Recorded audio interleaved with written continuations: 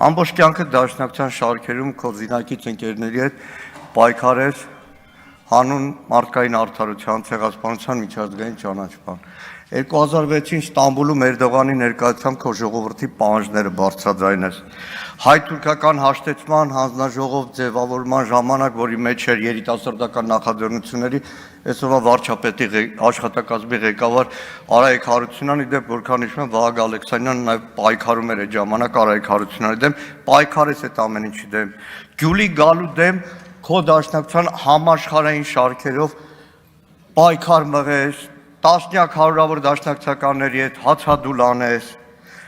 միակ հեռուստաընկերությունը ղեկավարեց, որ ֆուտբոլային դիվանագիտության դեմ էր խոսում, որը ահազանգել էր Տիտեռնակաբերդ լույսերն անջատելու, հետո ահազանգել էր ֆուտբոլի մեր զինանշանի վրայի ֆեդերացիայի Արարատի հանելու, որը պարզվավ թյուրիմացության հետևանք է,